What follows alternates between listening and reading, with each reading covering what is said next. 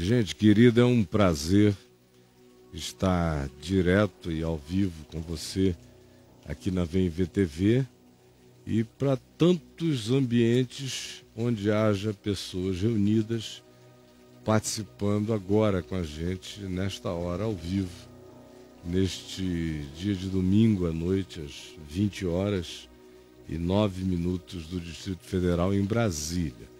Sei que tem milhares de pessoas nos vendo no Brasil agora, espalhadas pela terra em fusos horários diferentes, um outro tanto imenso. Eu quero, no entanto, que você aproveite essa oportunidade agora, quando a gente só está iniciando.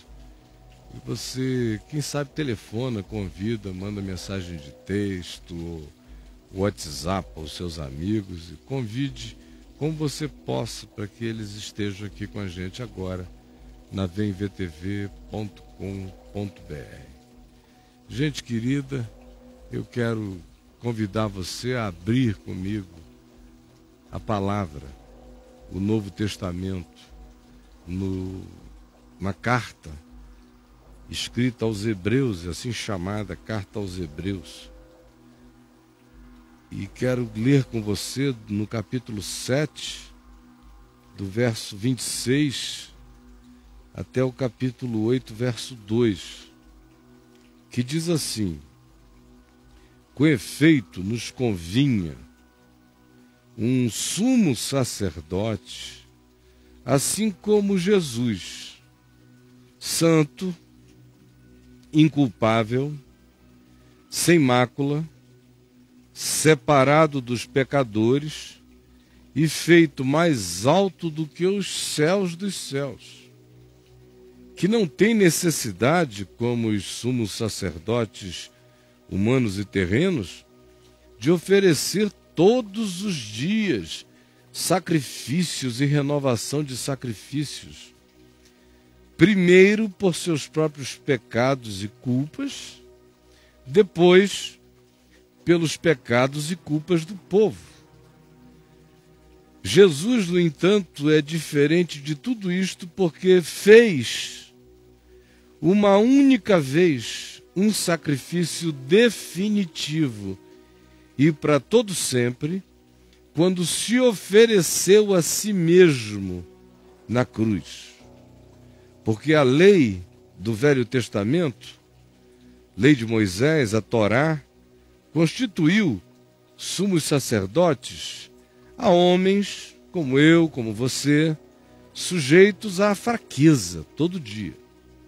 Mas a palavra de Deus, a palavra da promessa, a palavra da misericórdia, a palavra do Evangelho, a palavra da fé, que veio depois da lei, constituiu Jesus, o unigênito, o Filho misterioso de Deus, perfeito para sempre, como único e definitivo sumo sacerdote entre Deus e os homens. Ora, o essencial das coisas que temos dito até aqui é esta: nós possuímos esse sumo sacerdote, temos relação com essa misericórdia divina, que se assentou à destra do trono da majestade no cosmos dos cosmos, como ministro da absolvição, ministro da santificação, do perdão, da inclusão de cada ser humano que crê e que vive em esperança e amor, incluído fica no verdadeiro tabernáculo, na verdadeira morada, erigida, construída, não por mãos humanas, mas por Deus. A morada sou eu, habitada por Ele, e a morada é Ele, na qual eu habitarei. É o que diz esta carta aos Hebreus nessa porção que a gente leu.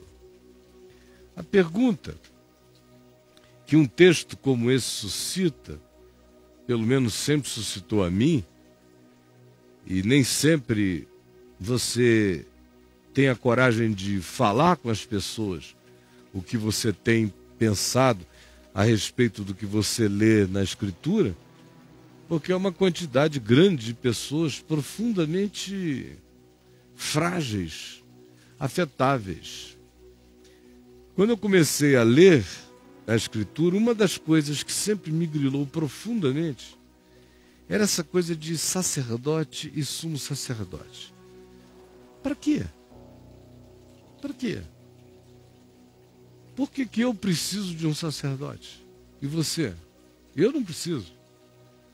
Olha em volta, todo homem é igual a mim, não consigo, minha mente não tem a capacidade de eleger um outro ser humano para ser o meu representante diante de Deus. Eu simplesmente não consigo nem conceber a loucura dessa ideia. E para mim sempre foi muito difícil entender a razão pela qual eu, você, qualquer um, precisaria de um sumo sacerdote. De um sumo sacerdote representando, mediando a mim ou a você, a qualquer ser humano, ao mundo inteiro, diante do Criador. Por quê? Para quê? Bom, aparentemente só criaria problemas.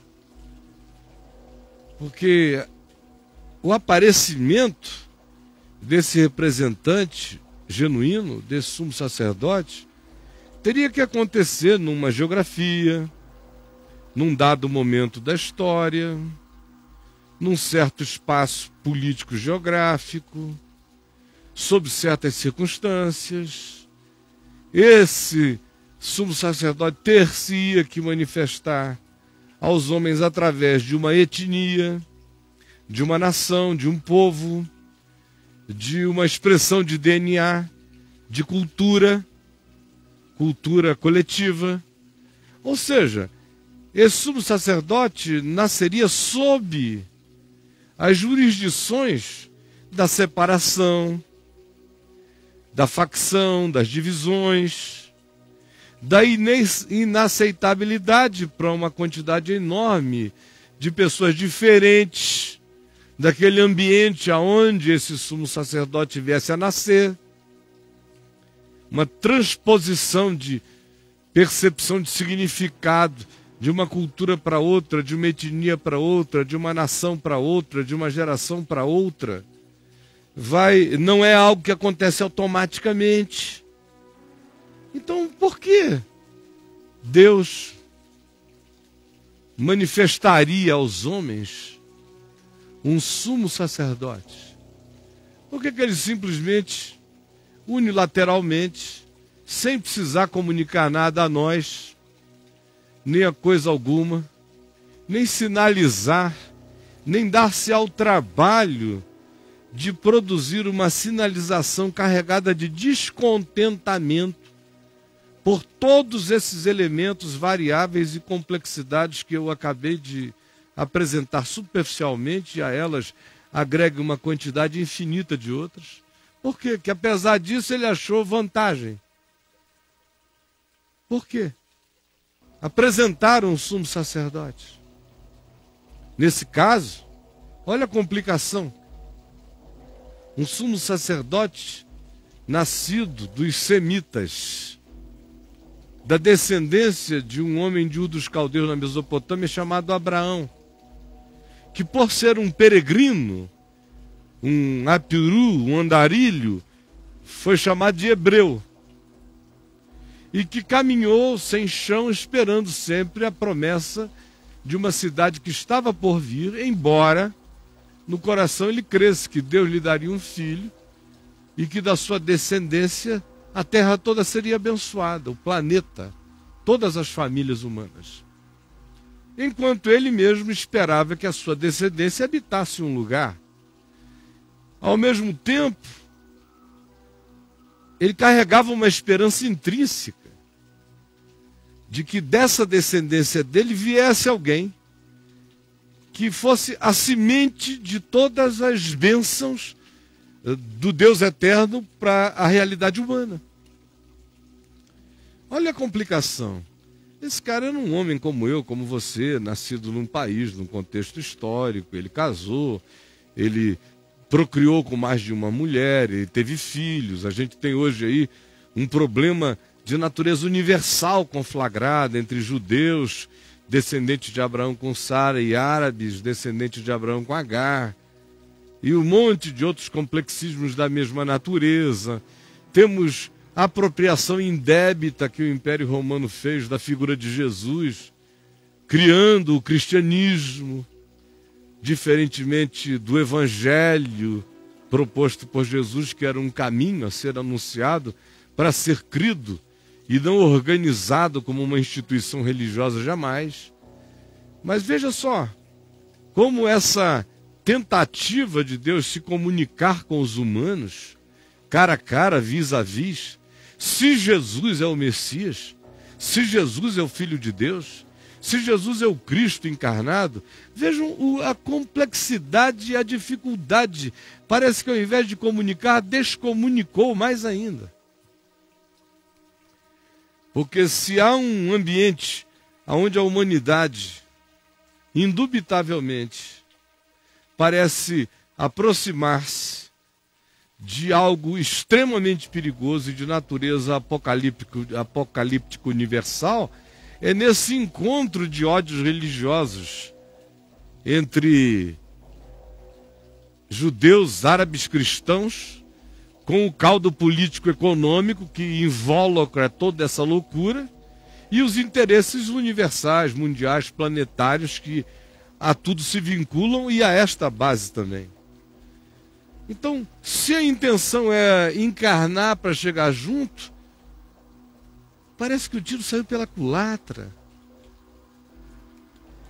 Porque a pergunta do profeta Isaías parece ter sido destinada a ficar sem resposta mesmo para sempre.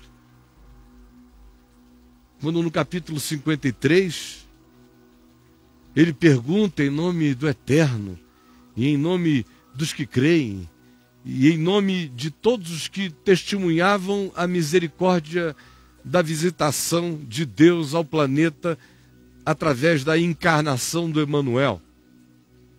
A pergunta qual é? Quem creu em nossa pregação? E a quem foi revelado o braço do Senhor?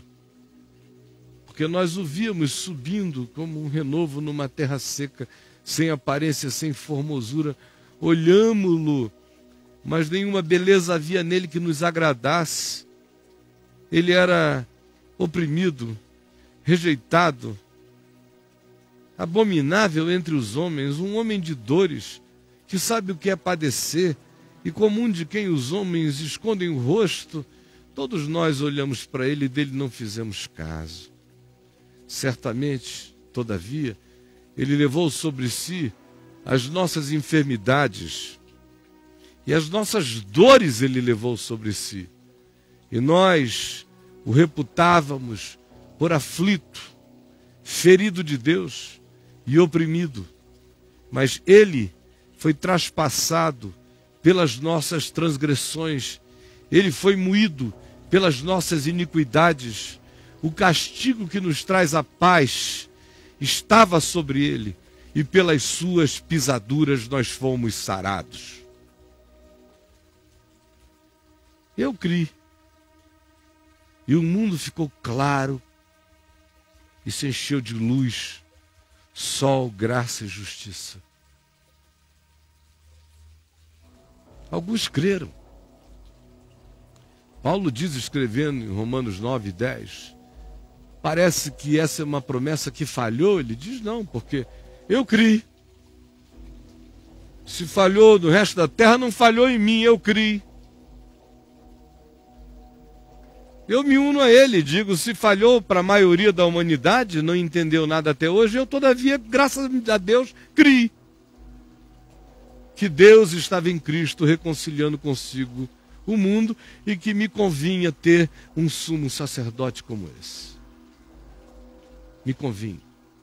Santo, puro, inculpável, irrepreensível, separado da loucura e da insanidade humana pela sua sanidade absoluta. todavia misericordioso, e que foi ele mesmo tentado em todas as coisas à nossa semelhança, mas sem pecado, por isso pode compadecer-se das minhas e das suas fraquezas. Mas a pergunta continua, mas por quê? Para quê? Ele não podia só ter feito isso e não ter dito nada para os humanos? Paulo diz, em 2 Coríntios, no capítulo 3, que Deus estava em Cristo, reconciliando consigo o mundo, não imputando aos homens as suas transgressões. Mas por que a simbolização da cruz? Por que a encarnação? Por que Jesus, o sumo sacerdote apontado, indicado? Por que Deus precisa de um sumo sacerdote se Deus não tem religião? Se o Cristo de Deus, segundo a ordem de Melquisedeque, o sacerdote, o sumo sacerdote, não é segundo a ordem de nenhum judeu, nem da tribo de Levi, é segundo uma ordem transétnica, de um indivíduo que não tem pai, nem mãe, nem princípio de dias, nem fim de existência, chamado Melquisedeque. É a esse sumo sacerdote que não tem origem, nem princípio, nem fim, que a Escritura associa a Jesus. Mas eu continuo perguntando, por quê? Para quê? É legal, é bonito, tem a sua aplicação simbológica, arquetípica, extraordinária, mas valeu a pena a comunicação? Quando a gente considera toda essa descomunicação histórica, quando a gente considera o equívoco das percepções acerca de Jesus, quando a gente vê que os judeus o rejeitaram, os cristãos o deformaram e os islâmicos o odiaram porque o veem como o Cristo deformado dos cristãos ou o Cristo de supremacias, ou o Deus de supremacias afirmadas em Abraão, Abraão vinculado a Sara apenas. Valeu a pena? Vale a pena numa época como essa, em que a Europa está toda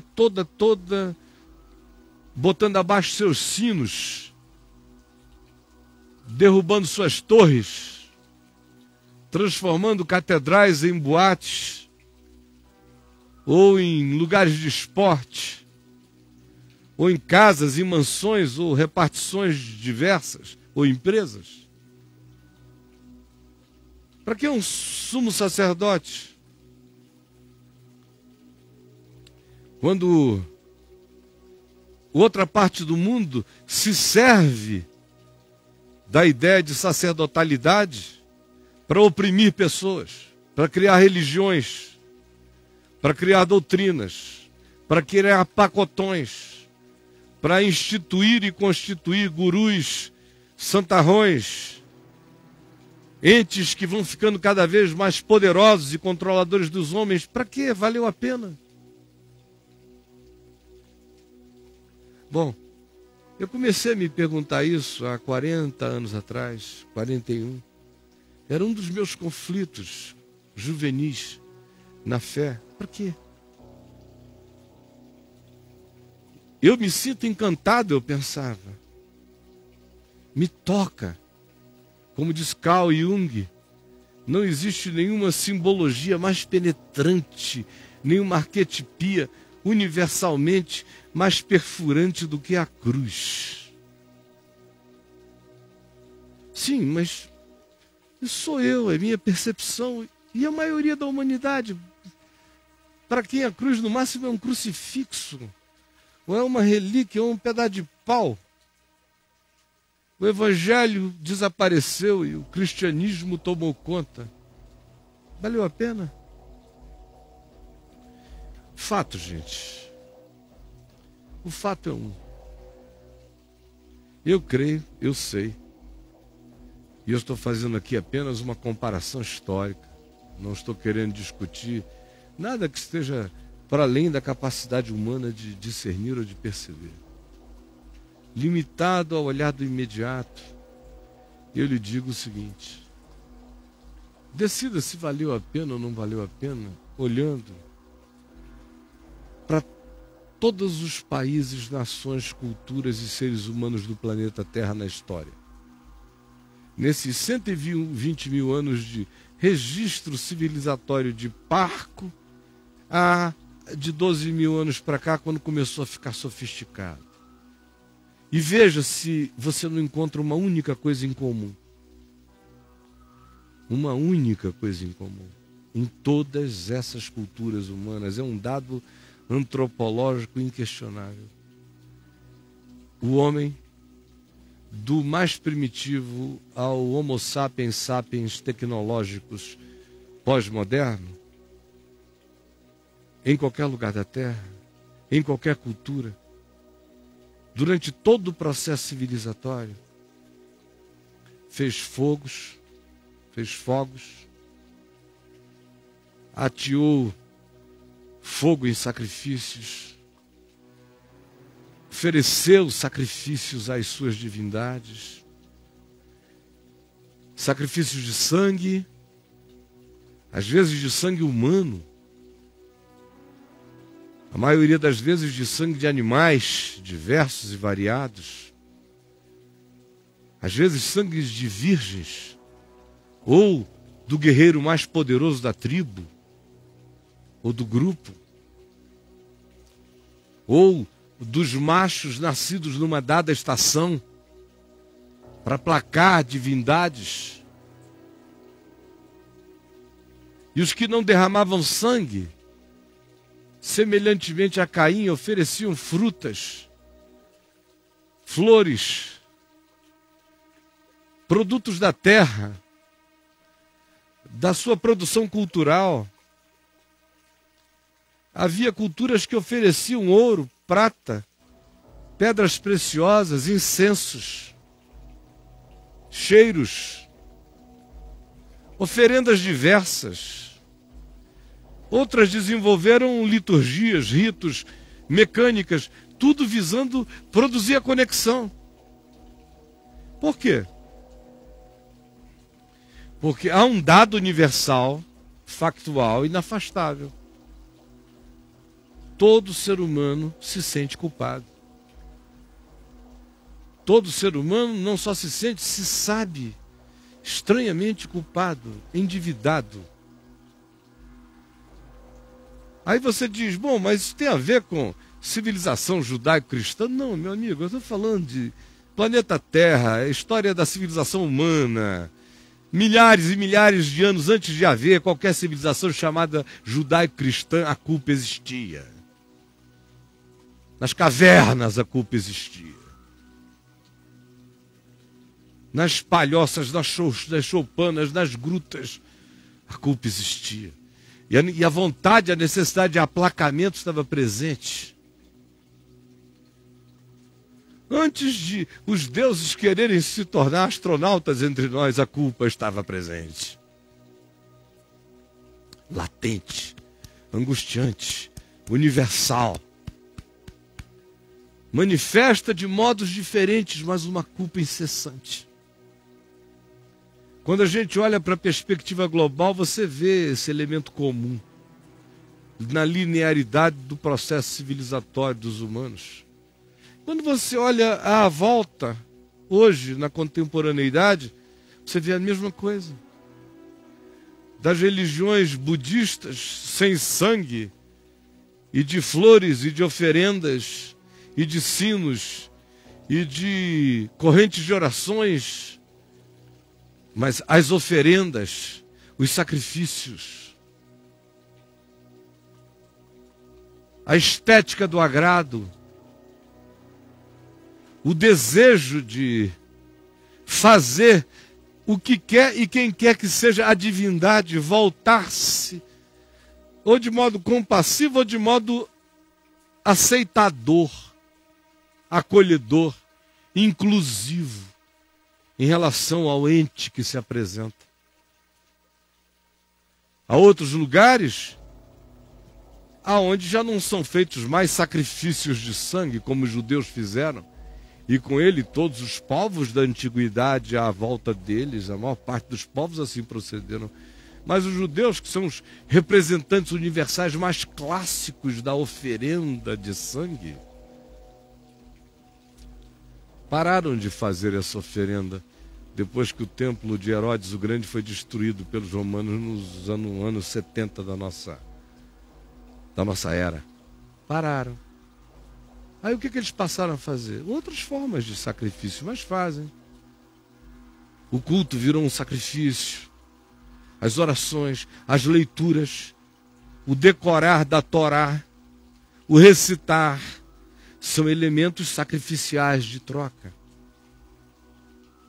Protestantismo, que diz que crê que Deus estava em Cristo reconciliando consigo o mundo. Sim, mas nem tanto. Prova disso é que na maior parte do mundo o culto cristão é chamado de serviço. Serviço, sacrifício, sacro ofício. É o ofício sacro, sacerdotal, sagrado, mostrando que essa coisa continua viva.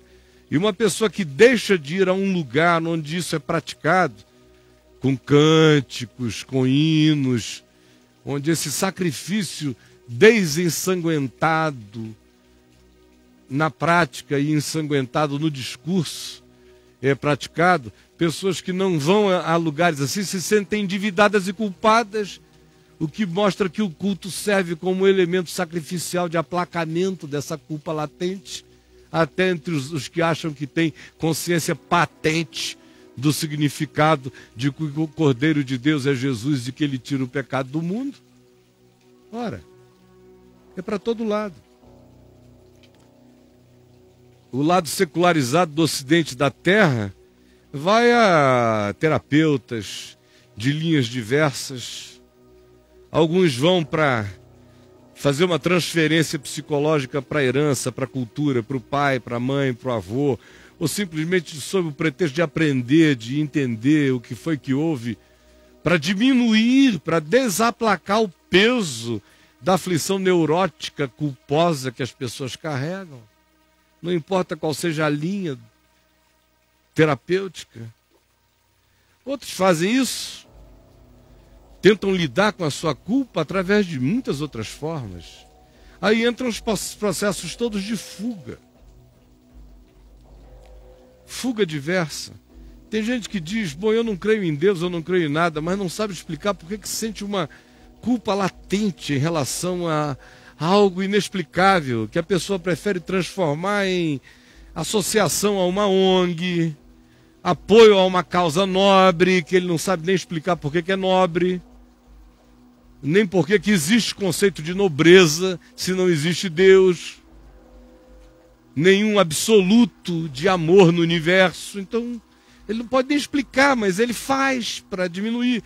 Ele salva o rato, salva o gato, salva o cachorro, salva a baleia, para diminuir algo, para trazer uma expressão que se esconde atrás de discursos de naturezas diversas, mas carrega psicologicamente o elemento latente da necessidade de absolvição. Absolvição. Eu poderia ficar falando dias sobre os processos de transferência dessa culpa e o latejamento dela. Mas por que eu estou dizendo isso? Porque eu levantei uma pergunta. Qual foi a pergunta? Valeu a pena Deus se encarnar, dizer acerca de Jesus o nome do eterno entre os homens? Ele salvará o povo dos seus pecados. É Jesus. Valeu a pena a mensagem da cruz? Loucura para gregos, escândalo para judeus. Valeu a pena o processo histórico de toda essa confusão de uma comunicação que não se explica, nem para os que dizem que creem. Valeu a pena? Ora, para todo aquele que creu na pregação e para todo aquele que entendeu que sacerdote, sumo sacerdote, é uma linguagem, que Deus não tem nenhum santuário em lugar nenhum, que a Nova Jerusalém, que é a arquetipia sublime e suprema da sociedade ressurreta, glorificada, absoluta, dos homens com Deus, não tem um santuário, porque o seu santuário é o todo de Deus, é a imersão no eterno. Então é claro que Deus não precisa de um sacerdote, ninguém vai chegar em lugar nenhum eterno e encontrar um oficiante. São linguagens, são simbolizações, são arquetipias, são tentativas relativíssimas de comunicação, de explicitação, geração após geração, de algo que está presente na natureza de todo homem como culpa, como débito, como angústia e, portanto, como uma necessidade essencial de religação. E por causa de tudo que essa necessidade de religação pede, evoca, clama, grita, diz, é que Deus paga o preço de se fazer compreender para todo aquele que tendo ouvido, ouve. Para todo aquele que tendo olhos, vê. E paga o preço de não se fazer compreender por todo aquele que, podendo, precisando, todavia bloqueia o coração. Para o resultado. Porque, na realidade, o Evangelho de Jesus não é a evangelização de um sumo sacerdote. Não é provar para ninguém que Jesus é um sumo sacerdote. Isso era uma linguagem do Evangelho para falar com hebreus, judeus, povo do sangue, do sacrifício, do templo, das oferendas. A linguagem para lidar com outros em outros lugares talvez fosse diferente, não se servisse da mesma arquetipia. O próprio Jesus, enquanto caminhando entre nós e conversando com romanos, como um centurião, em momento algum falou de sumo sacerdote. Falando com uma mulher cirofenícia, em momento algum falou de sumo sacerdote.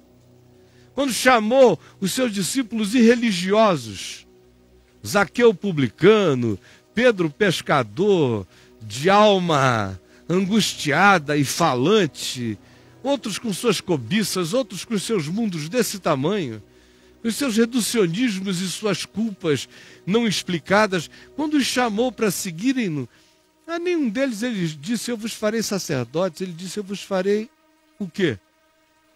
Maiores do que a vida. Eu vos farei pescadores de homem, para quem era pescador. Ele está sempre dizendo: eu vou ajudar e fazer vocês transcenderem. Vocês saírem da angústia aprisionante. Eu vou realizar a transcendência total. E cada um que ele foi encontrando, note, como vem uma mulher do fluxo hemorrágico, sangrando há 12 anos, com uma menstruação crônica, toca em Jesus por trás. Jesus para, pergunta quem me tocou, todo mundo questiona, ora, todos estão te pegando, por que tu perguntas quem me tocou se todos te pegam? Ele disse: não, porque uma pessoa me pegou diferente, porque eu senti que de mim saiu o poder. Senti, saiu, vazou. Aí a mulher veio, se ajoelhou aos pés dele, trêmula, disse: fui eu. E o que que Jesus disse a ela? Filha, a tua fé te salvou. Vá em paz. Tua fé te salvou. Salvou de quê? Claro, da hemorragia imediata que a constrangia. Foi lá, foi isso que ela foi buscando, sobretudo. Mas encontrou mais do que foi buscando. Todo mundo foi buscando algo e chegou a ele e encontrou mais do que foi buscando. Cada um vem de algum lugar, na direção dele, e encontra infinitamente mais do que tudo que vinha pensando ou buscando. Sempre foi assim. Mas a linguagem, em lugar nenhum da terra eu preciso dizer que alguém precisa de um sumo sacerdote, mas em qualquer lugar da terra eu posso dizer: o teu pecado está perdoado, o meu pecado está perdoado. Eu não preciso falar de sumo sacerdote numa clínica de psicoterapia, mas eu posso dizer: o teu pecado está perdoado. Eu não preciso falar de sumo sacerdote quando eu encontro um homem que somatizou todos os efeitos da culpa, da angústia, do desespero, do estresse, da insegurança, da ansiedade, e adoeceu na pele, nos ossos, e em tantas outras camadas e dimensões da corporalidade, da fisicalidade dele, posso dizer: os teus pecados estão perdoados. Posso dizer para alguém: meu filho, minha filha, ore pelo seu irmão que você vir e que pecou não para a morte, ore para ele e o Senhor lhe perdoará a iniquidade. Por quê? Ora, os afixados na linguagem religiosa, sacerdotal ou judaica diriam: é porque nós temos um sumo sacerdote. Claro, também. Mas para além do sumo sacerdote, eu tenho Deus comigo. Eu tenho Deus conosco. Eu tenho Deus aqui. Antes de eu saber, antes de eu entender, antes de eu crer, sendo eu alienado, pecador, distante, rebelado contra tudo, isso tudo da parte de Deus já tinha sido feito em meu favor. A comunicação me é feita apenas para eu receber a pacificação do benefício que já foi realizado. Todo homem, toda mulher precisam ser informados que eles estão perdoados pela bondade e pela misericórdia de Deus. Porque a presença e a continuidade de um existir culpado apenas acentua a corrupção do ser humano em si mesmo. Quanto mais eu vivo culpado, mais eu me pioro na minha culpa, mais eu desisto do melhor em mim, mais eu abdico de qualquer possibilidade de provar o sublime e a abundância da graça de Deus. Quanto mais culpa, mais distância de Deus, do próximo, de si mesmo. Quanto mais perdão, mais paz em mim, porque olho para cima sem medo, sem culpa, paz com Deus, e olho para o meu próximo com a alegria de que eu e ele somos entes que podemos nos desculpar, nos perdoar, nos acolher, nos melhorar, sabendo que diante do eterno, do Deus que é, qualquer que seja a verdade do meu pecado, e ele é absurdo, já está coberto e pago. Porque quando eu olho em volta, como eu dizia há meia hora atrás, eu também fico sem nenhuma dúvida acerca da culpa humana e do pecado humano. Quando eu olho para mim, eu fico mais convencido disso do que em qualquer outra hora. Eu sei que eu sou um ente que carrega uma culpa latente, que eu sou filho de uma geração que precisa ser perdoada. E não é uma geração horizontal, é a geração dos humanos na Terra, que se piora, se piora, se piora cada vez mais, quanto menos perdoada seja. Por isso, quanto mais lei, mais pecado, porque pelo conhecimento da lei avulta-se o pecado, vem o pleno conhecimento do pecado, e quanto mais condenação da lei, mais você piora o indivíduo. Quanto mais você garante a ele que ele está perdoado, que está tudo pago, que foi tudo feito na cruz, mais a bondade de Deus tem chance de o levar ao arrependimento, de o constranger para a vida, julgando ele isto que está tudo consumado e pago. Aí você me pergunta ainda de novo: mas valeu a pena, Caio? Não ficou muito confuso? O que deveria ter sido mensagem de vida se transformou em religião pedrada, E Jesus se transformou no chefe do cristianismo. Queridos, não foi isso que Simeão disse a Maria quando ele nasceu, pequenininho? Simeão disse a Maria: este menino, porque nasce entre os humanos, nasce no chão de uma geografia política, étnica, cultural, religiosa, porque ele é distinto e diferente de tudo e de todos, porque ele é o único ser não culpado de toda essa criação de entes conscientes no planeta. Ele se encarnou conosco, se fez um conosco e provou, viveu e expandiu aos limites do absoluto a consciência de amor, de tal modo que a gente olha para Jesus e nele a gente vê o lado divino do homem, o lado humano de Deus. A gente olha para Jesus e vê a vocação divina do homem e a gente vê a paixão humana de Deus.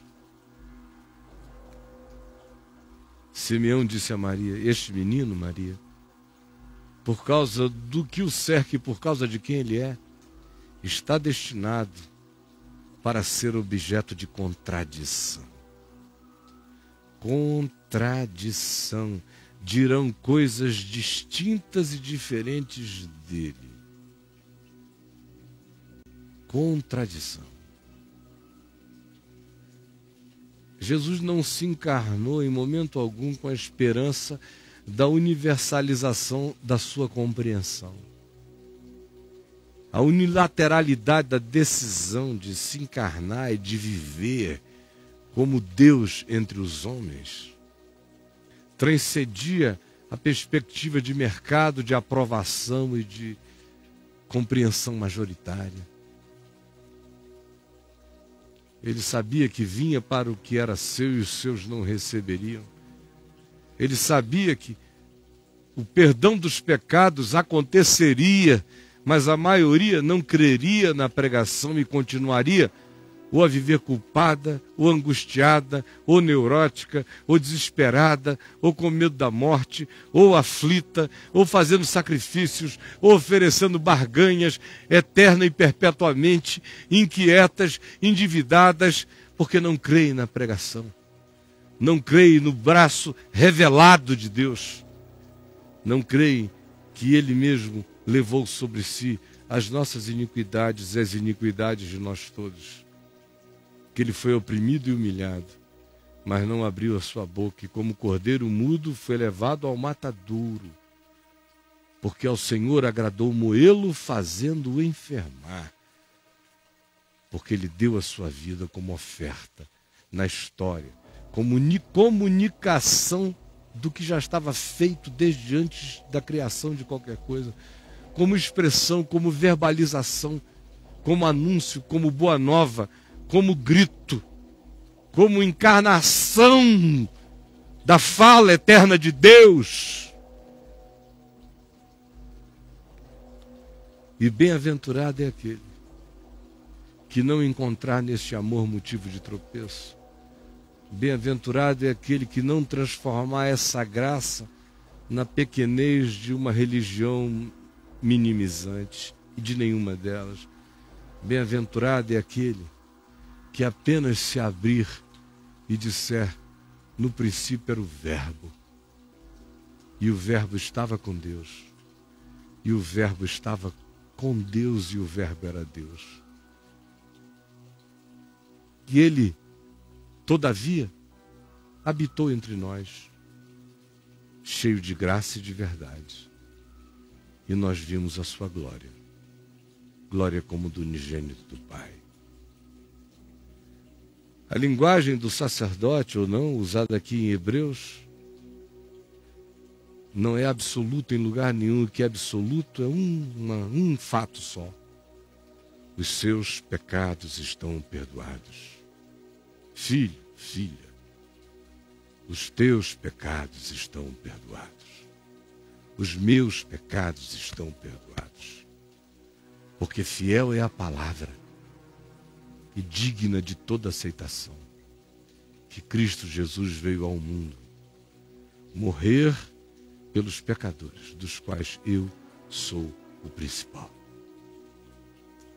Quando essa convicção entra em mim, de que eu estou perdoado, começa a surgir o desabrochar do meu melhoramento humano, em todos os níveis. Porque é milagrosa, estranho e paradoxalmente, da suspensão da sentença que eu carrego latente na minha alma, que emerge o novo homem, a nova criatura, que vai se refazendo dia a dia, segundo Deus, numa consciência aperfeiçoada em Cristo, sem culpa, porque sabe que está tudo feito. O resto é trabalho de Deus na minha consciência, me garantindo que eu já estou finalizado em Cristo e dizendo: entrega-te, descansa e deixa que o meu espírito consume na paz, na crescência da paz, do perdão e da misericórdia e da certeza da tua inclusão no meu amor absoluto. Deixa que meu espírito opere a transformação que só se realiza com a suspensão da culpa, com a convicção de que Cristo morreu pelos nossos pecados, ressuscitou para nossa justificação. Justificados, pois, mediante a fé, nós temos paz com Deus, por meio do nosso Senhor Jesus Cristo. Eu disse essas coisas, já estou falando há 48 minutos aqui, porque eu desejo de coração que você agora, aí onde você está, em qualquer lugar que você esteja me vendo, você olhe para dentro de si e diga: Jesus, os meus pecados estão perdoados. Eu sei que os meus pecados estão perdoados. Todas as linguagens, a do sacerdote, a do sangue, a do pão, a da água, a do vinho, a da comida, a do pai, a da mãe que aconchega, todas as linguagens, todas as formas de comunicação, todos os estribuchamentos de comunicação que Deus, de muitos modos, de muitas formas, durante todo o tempo, tenta trazer a nós, se consumou no Filho, a quem Ele constituiu herdeiro de todas as coisas para os nossos sentidos, que é também para nós a expressão exata do ser de Deus. Porque olhando para Ele,